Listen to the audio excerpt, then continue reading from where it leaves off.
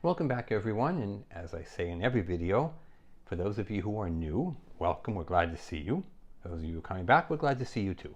But for the new people especially, go to the bottom, hit the subscribe button, and that way you'll be notified of all new videos coming out. And they come out at least once a week, sometimes even more than once a week. They're all short, they deal with a lot of different topics.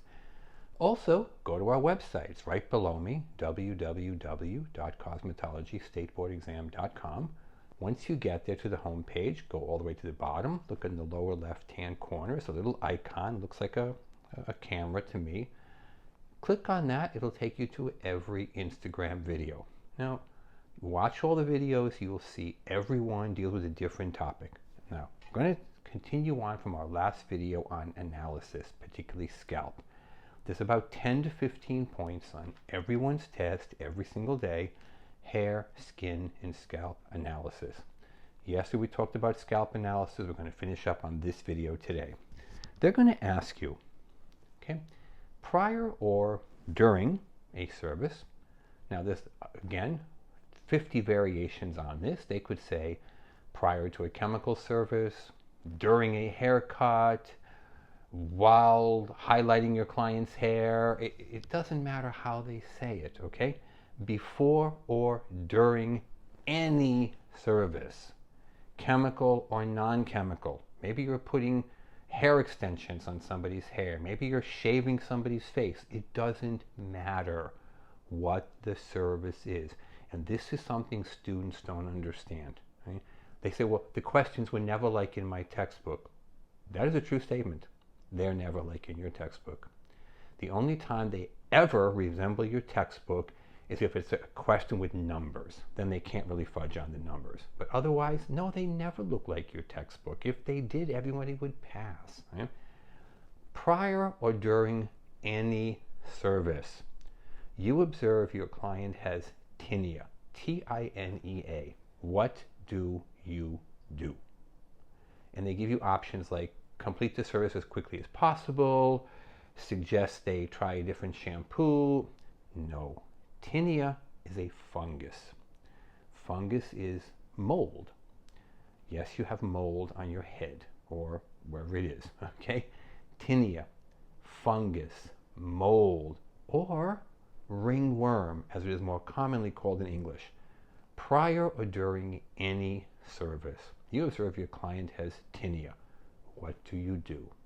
You stop the service, refer that person to a physician, a doctor, a medical health provider, whatever term the state goes with. The brand new book likes the term medical provider, whether it's a cosmetology book or the barber book. The older books like the term doctor or physician. A doctor and a physician is the same thing. A medical provider is most likely a doctor or a physician, or possibly a PA working under a doctor or a physician. The point is, tinea is fungus. It's mold, commonly called ringworm. You're not going to get rid of it without a prescription from antifungal drug to get rid of it. It's extremely contagious. You don't want to catch it. You don't want to spread to other clients. And after you stop the service, don't hurry to complete the service. The answer on the test is stop the service. Refer your client to a healthcare provider. Then immediately clean and disinfect all your implements. Clean your hands. You can't disinfect your hands. You're not going to use Clorox bleach or Barbicide on your skin. Clean your hands, thoroughly, under your fingernails. You don't want to catch this fungus. It's extremely difficult to get rid of. So again, under the subject of scalp analysis, prior or during any service, you observe your client has fungus, tinea, ringworm, mold. You stop the service, refer them to a healthcare provider. Now for barbers, it's pretty simple because your license covers the head and the neck. So they're going to talk about ringworm of the scalp. Okay? It's yellow, it smells really bad, and it looks like a bee's honeycomb. It's a very, very, very common question. Honeycomb ringworm. Yellow, smells bad, looks like a bee's honeycomb. Cosmetologist, you also have hands and feet. You have what we call in English athlete's feet, what the state board exam likes to call Tinea pedis. Tinea is ringworm. Pedis is the medical term for foot, like think about a pedicure. Your license in most states as a cosmetologist says you can do hair, skin, and nails. Whether you choose to do nails or not, in most states it will be on your test, and even a couple of states for barbers. So your client has Tinea pedis, ringworm of the feet, commonly called in English athlete's feet. What do? You stop the service, you refer your client to a healthcare provider.